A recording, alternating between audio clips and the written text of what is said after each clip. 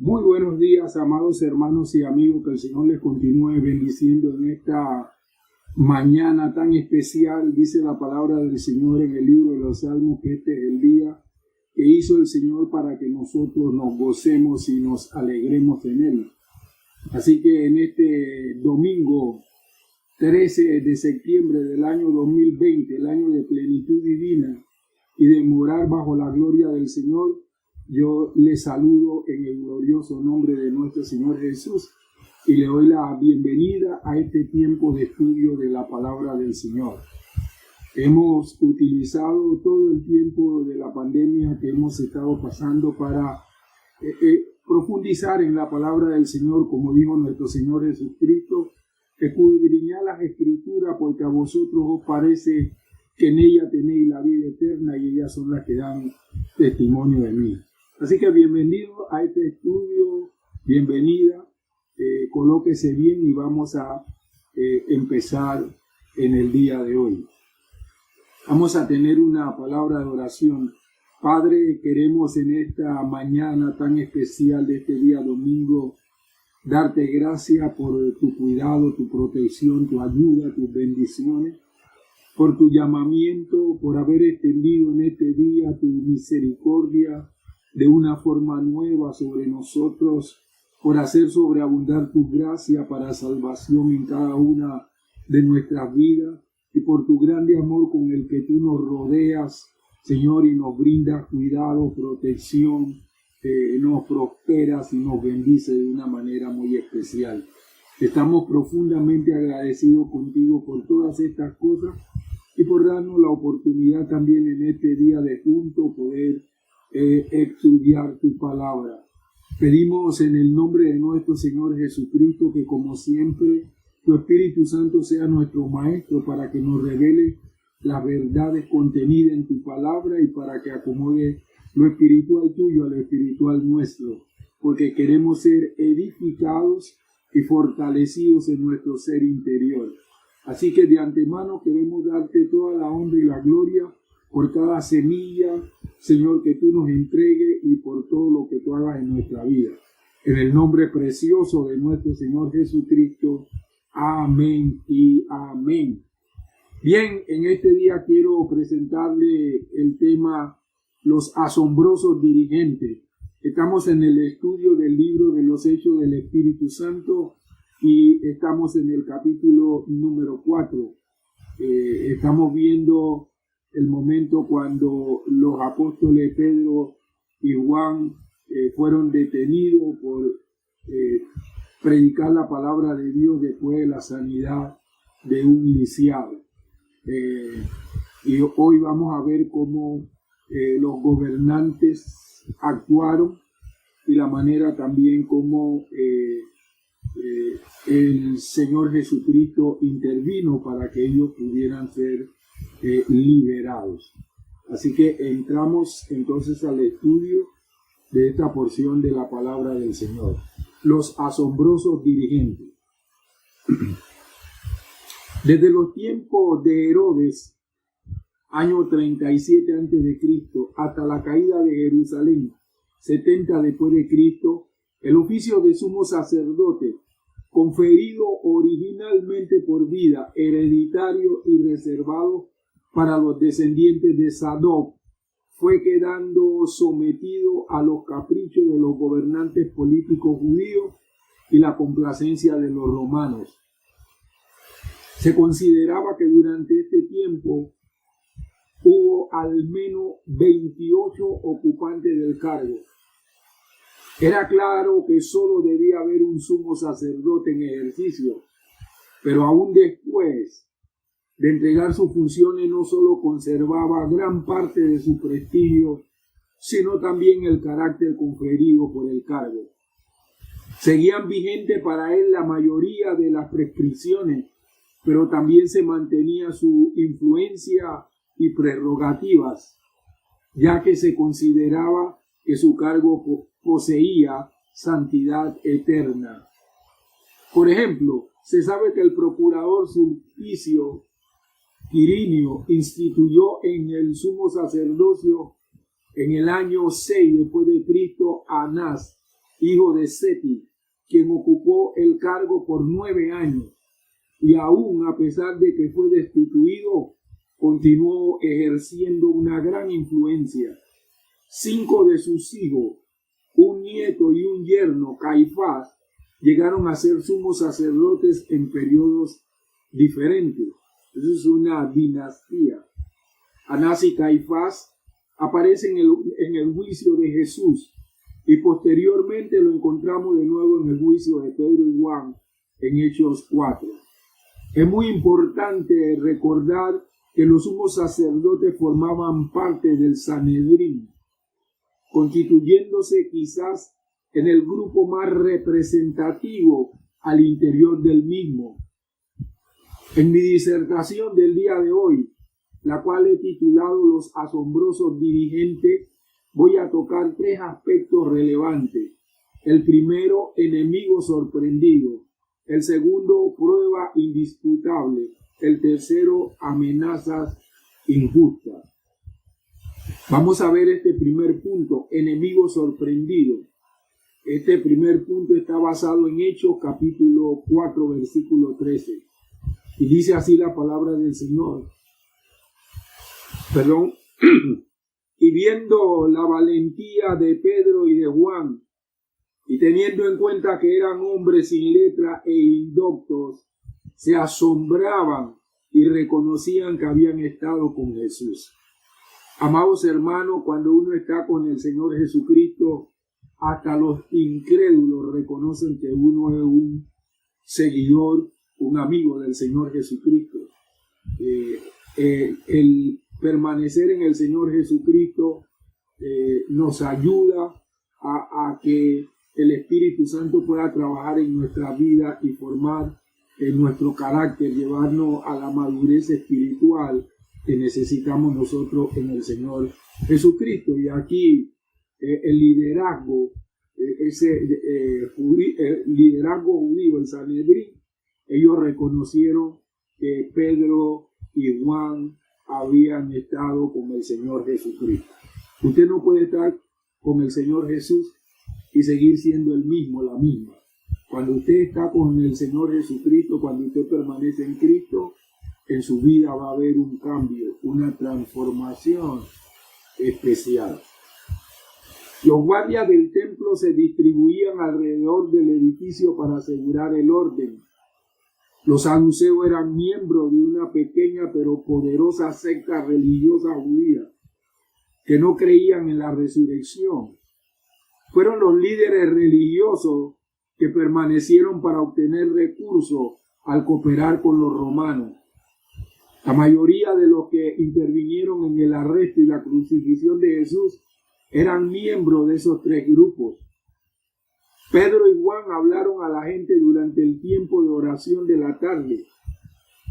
Los saduceos se movieron con rapidez para investigar. Como no creían en la resurrección, se sentían perturbados con lo que decían los apóstoles. Pedro y Juan refutaban una de sus creencias fundamentales y ponían en tela de juicio su autoridad como líderes religiosos. Aún bajo las reglas romanas, los saduceos tenían casi poder ilimitado sobre las posesiones del templo, a tal grado que podían arrestar a Pedro y a Juan por el hecho de enseñar algo en contra de sus creencias. No es frecuente que nuestro testimonio nos envíe a prisión, como en el caso de Pedro y Juan. Sin embargo, corremos riesgo al tratar de ganar a otros para Cristo. Quizás estemos dispuestos a pasar una noche en prisión si esto guiara a 5,000 personas a Cristo. Pero, ¿acaso no debiéramos también estar dispuestos a sufrir por una persona? ¿Qué arriesga al testificar? ¿Rechazo, persecución? No importa los riesgos. Tenga en cuenta que lo que hacemos por Dios no es en vano. Este concilio de líderes judíos era el Sanedrín o concilio judío, el mismo que condenó a Jesús a muerte como dice la palabra del Señor en Lucas 22:66. Tenía 70 miembros más el sumo sacerdote en servicio que presidía, más Anás, que era el sumo sacerdote que habían destituido, entonces eran 72 miembros los de este Sanedrín. Los saduceos eran mayoría en este grupo legislativo. Eran los hombres más ricos, intelectuales y poderosos de Jerusalén. Los seguidores de Cristo comparecieron ante este concilio como él lo estuvo. Ni a Anás ni a Caifás le gustó que el hombre que se sacrificó por el bien de la nación, como dice Juan 11:49 al 51, tuvieran seguidores que, para colmo, eran persistentes y prometían ser tan molestos como Jesús lo fue. Los miembros del Sanedrín se asombraron de la intrepidez de Pedro y de Juan. Una de las cosas que impresionaron más a los dirigentes religiosos fue la intrepidez manifestada por Pedro y Juan. Atribuyeron esta cualidad al haber estado con Jesús. Hay un proverbio que nos indica que la intrepidez es una característica de los creyentes. Huye el impío sin que nadie lo persiga, mas el justo está confiado como un león. Proverbio 28:1. Cuando la gente teme a Dios más que a cualquier otra cosa, sentirá más solicitud por los mandamientos de Dios que los del hombre. Isaías nos indicó que la confianza en Dios dio como resultado la intrepidez. En efecto, dijo, porque el Señor Dios me ayudará, por tanto no me avergoncé. Por eso puse mi rostro como un pedernal y sé que no seré avergonzado. Isaías 57. Moisés manifestó santa intrepidez cuando se presentó ante el faraón a fin de demandar la libertad de los israelitas, como dice Éxodo, los capítulos del 7 al 11. David fue ejemplo de santa intrepidez cuando se trasladó al valle para hacer frente al gigante, como dice 1 Samuel 17:45. La carrera de Elías se caracterizó por ocasiones en las cuales adoptó una conducta intrépida en favor de la justicia. Su postura en el Monte Carmelo fue un ejemplo. Recuerden que allí fue donde el profeta Elías se enfrentó a los 450 profetas falsos de Baal y los retó a que ellos pudieran demostrar si realmente el Dios de ellos era más grande que el Dios que él tenía. Y al final el Dios de ellos no respondió, mas el Dios de Elías respondió con fuego. Y aquel día entonces el profeta Elías le degolló a los 450 profetas falsos de Baal, como aparece en Primera de Reyes, capítulo 18, versos del 42 al 46. Esto, amados hermanos, fue una conducta intrépida en favor de la justicia. Entre otros hombres que desdeñaron la seguridad personal y el bienestar con el propósito de ponerse de parte de la justicia, figuran Nehemías, como está en Nehemías 6:11, Daniel, que fue a parar al foso de los leones, pero que allí el Señor lo guardó y emergió de ese pozo victorioso, como dice Daniel 6:10. Esteban, en Hechos 7:41, mientras lo apedreaban, él oraba por aquellos que le estaban matando y dice que vio al Señor Jesucristo de pie a la diestra de la majestad en la altura. Y Pablo, en Hechos 19:8, también nos habla acerca de la intrepidez de Pablo. El concilio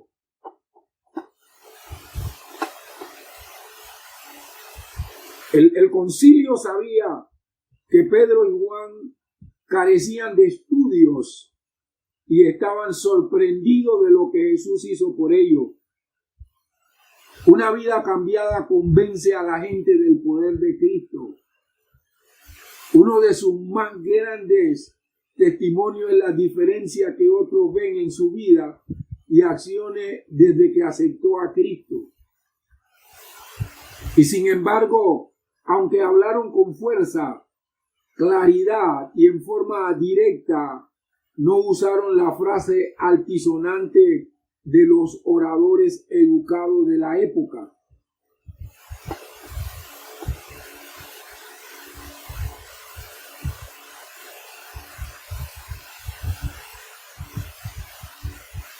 Hablaban en el lenguaje común del pueblo.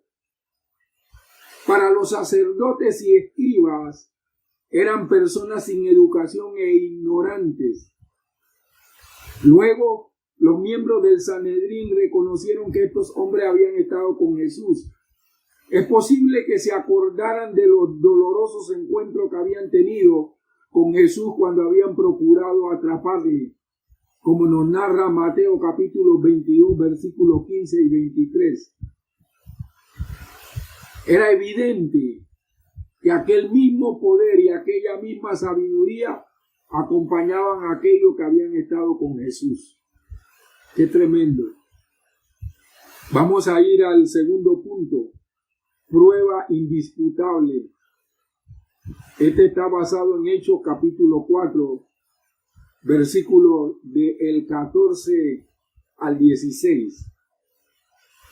Que dice así la palabra de Dios: pero ya que veían de pie con ellos al hombre que había sido sanado, no tenían nada que decir en contra. Entonces les mandaron que salieran fuera del Sanedrín y deliberaban entre sí, diciendo: ¿qué hemos de hacer con estos hombres? Porque de cierto es evidente a todos los que habitan en Jerusalén que una señal notable ha sido hecha por medio de ellos, y no lo podemos negar. Cuando Dios hace un milagro, hasta los incrédulos tienen que reconocer que Dios es poderoso, que es grande y que es soberano. A pesar de que la evidencia fue abrumadora e irrefutable, vidas cambiadas y un hombre sanado, los líderes religiosos rechazaron creer en Cristo y trataron de ocultar la verdad. Las manifestaciones del poder de Dios provocarán la ira del incrédulo. Cuando éste comprueba que no puede descartar con explicaciones lo sobrenatural.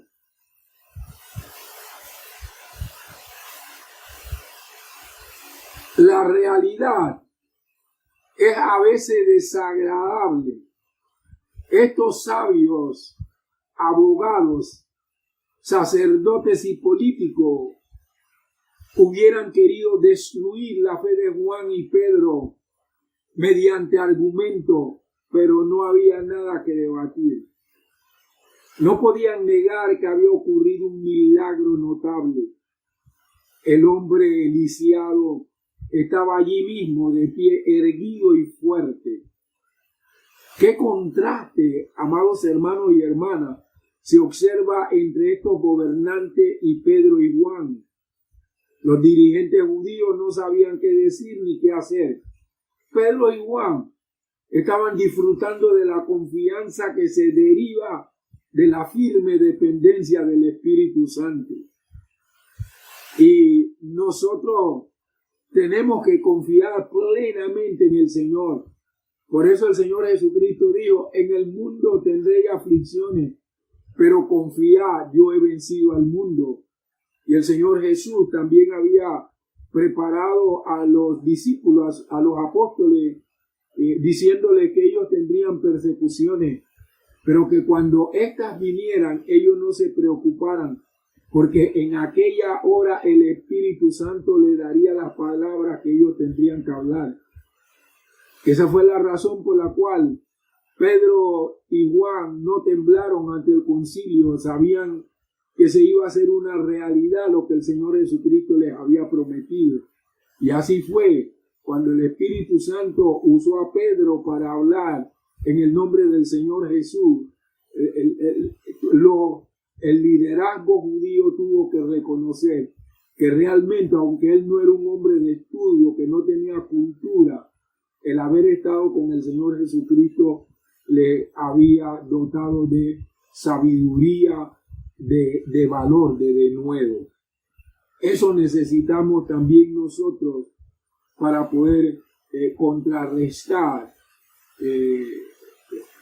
el poder del enemigo que trata de entenebrecer el entendimiento de las almas para que no conozcan la verdad de nuestro Señor Jesucristo y vengan a salvación. Usted y yo hemos sido escogidos.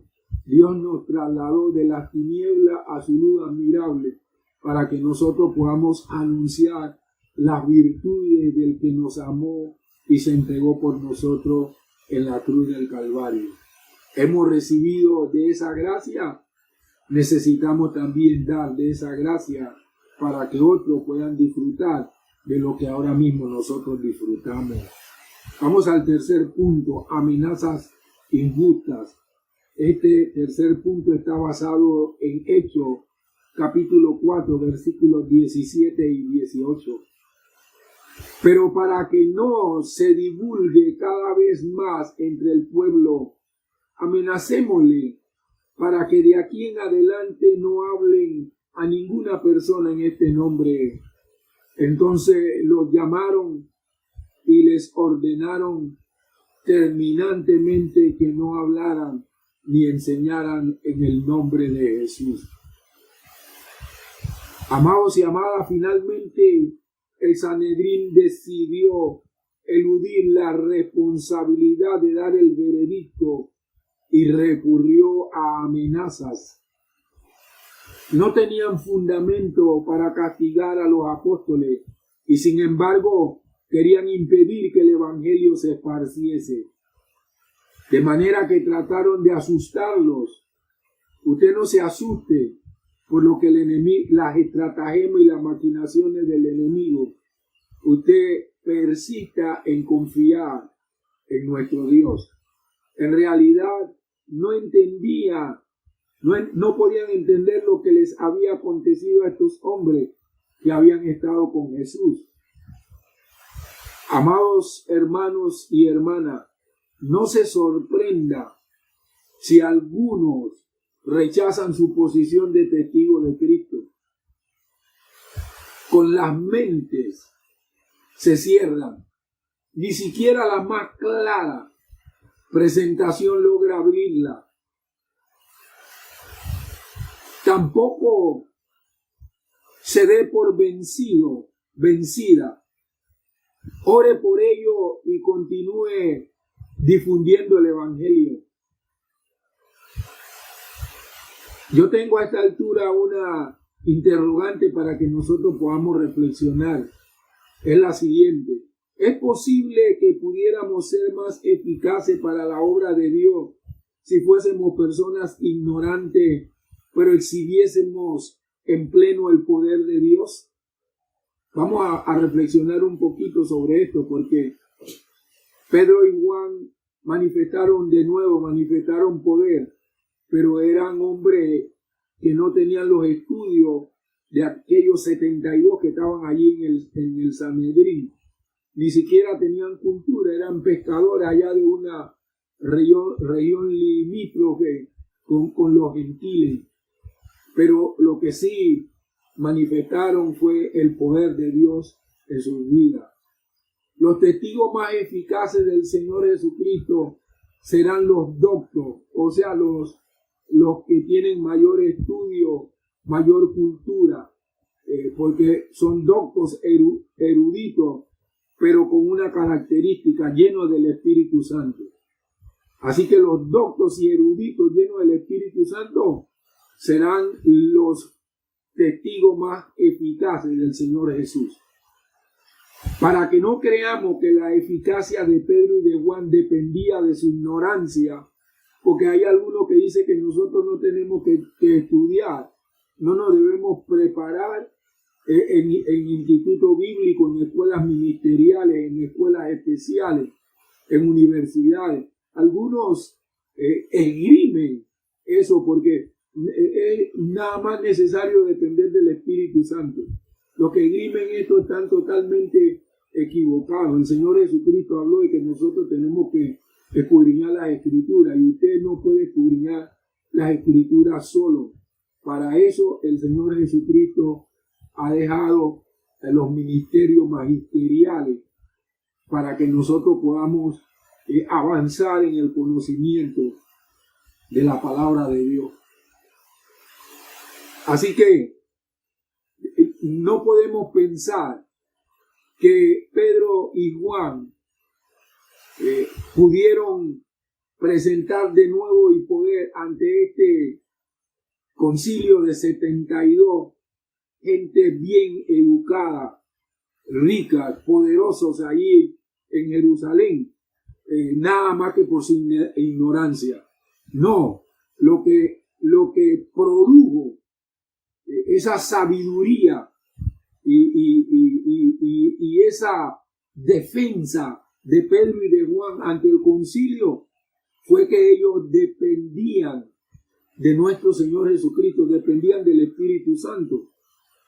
Amados y amadas, Pablo fue uno de los hombres mejor instruidos de sus días, y sin embargo fue usado por Dios como quizás ningún otro lo fuera en la iglesia primitiva. Debemos recordar que la verdadera agencia del ministerio en el corazón del hombre es el Espíritu Santo. Nosotros sencillamente somos cauces del Espíritu Santo. El factor que produce la luz en una lamparilla es la electricidad que corre por los filamentos. Pero esos filamentos sirven solamente como cauces, y así sucede con nosotros y el Espíritu Santo.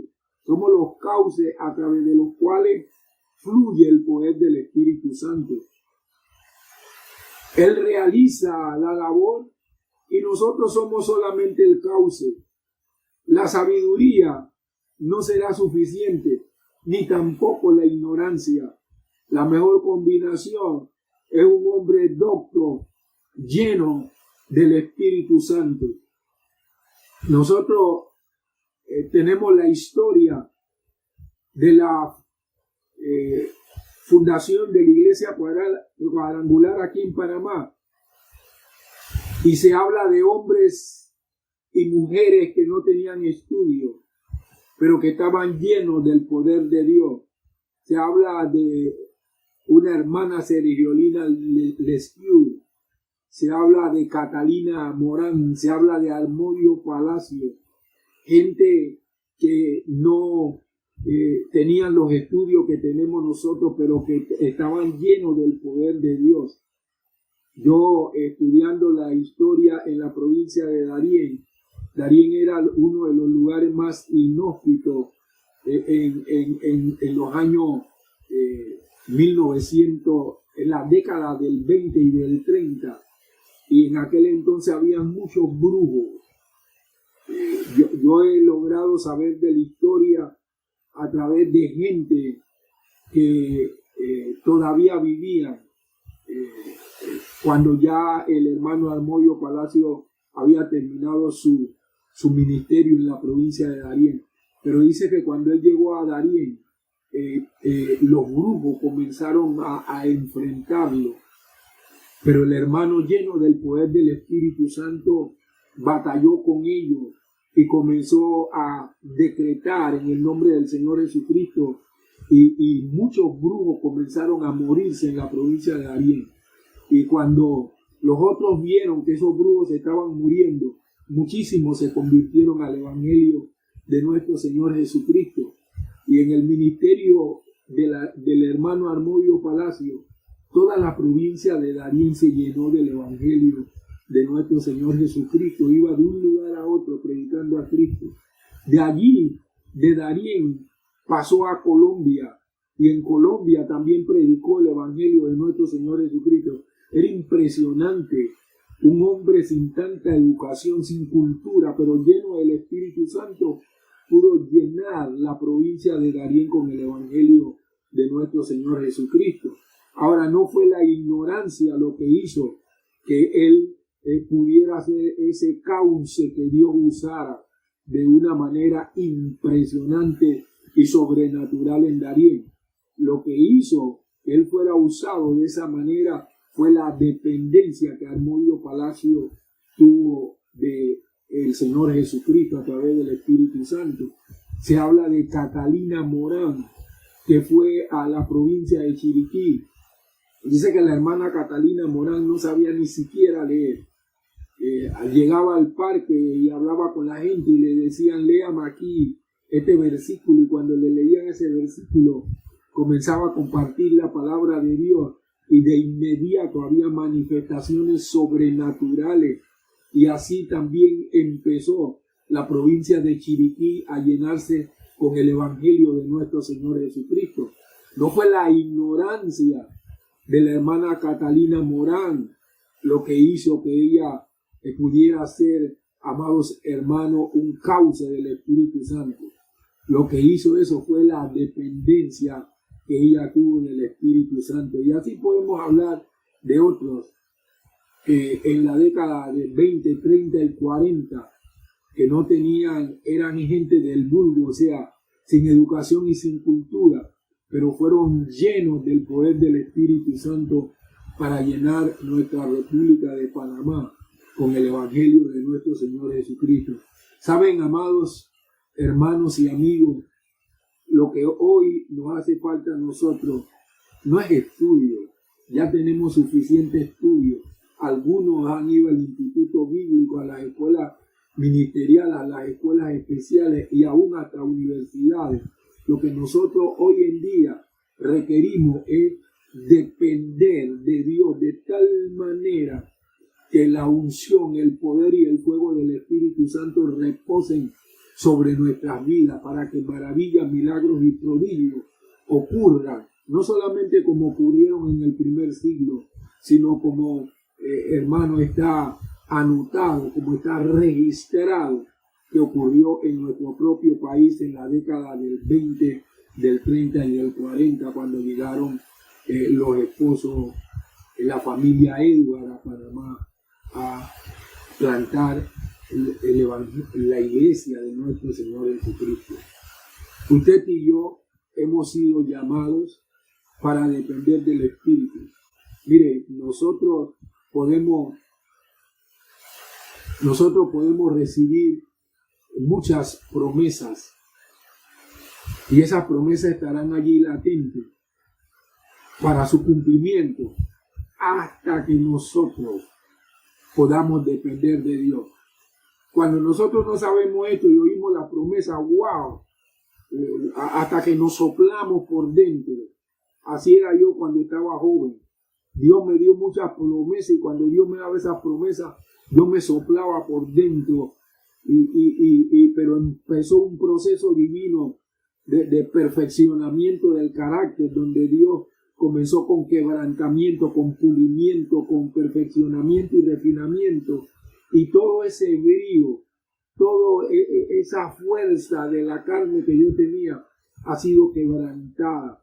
Ahora yo reconozco que para que algo ocurra, tengo que confiar plenamente, confiar y depender plenamente de nuestro Señor Jesucristo, para que el Espíritu Santo pueda trascender de una manera muy especial en mi vida. También Dios quiere que el Espíritu Santo pueda trascender en la vida suya.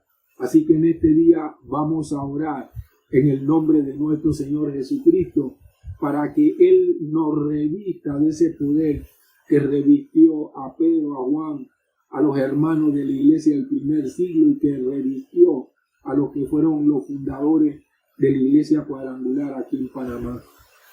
Padre, queremos darte gracias por permitirnos estudiar el libro de los Hechos de los Apóstoles.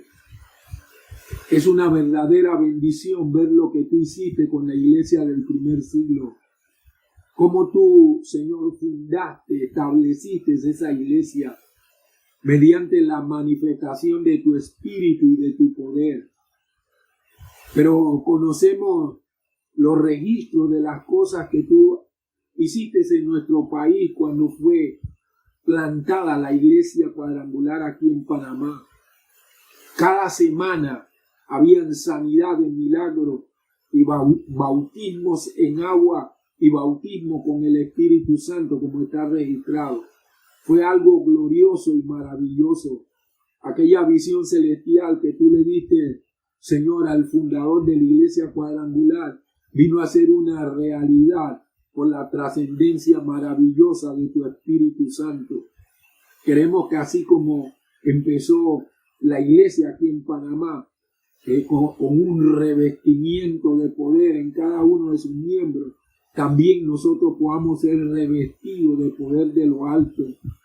Padre, que podamos ser introducidos en la dimensión de tu Espíritu y vestidos de poder para tener ministerios efectivos, que no solamente, Señor, hablemos tu palabra, sino que tú puedas confirmar esa palabra con maravillas, milagros, prodigios, señales, en el nombre precioso de nuestro Señor Jesucristo. Y así como Pedro y Juan tuvieron de nuevo ante el Sanedrín, Señor, nosotros seamos llenos de denuedo para predicar y enseñar tu palabra mediante el nombre precioso de nuestro Señor Jesucristo. Estamos orando para que los impedimentos que el enemigo ha puesto, Señor, para que pueda haber ese fluir maravilloso del Espíritu Santo, porque somos gente de herencia, somos una generación, Dios mío, que está llamada a activar los genes que están en nosotros, esos genes de lo apostólico y de lo profético. Por eso nosotros quebrantamos y rompemos la oposición del enemigo, Señor, en el fluir de tu Espíritu Santo y de tu poder en nuestras vidas. En el nombre de nuestro Señor Jesucristo, anulamos y revocamos la fuerza que se han desatado, Señor, contra tu iglesia, para que tu iglesia no manifieste tu poder. Y declaramos en el nombre de nuestro Señor Jesucristo que tú derramas sobre todos nosotros tu unción, tu poder y tu fuego, y se hace efectiva en nuestras vidas la unción apostólica, la unción profética, la unción de restauración, para, Señor, establecer tu reino y para edificar tu iglesia aquí en Panamá.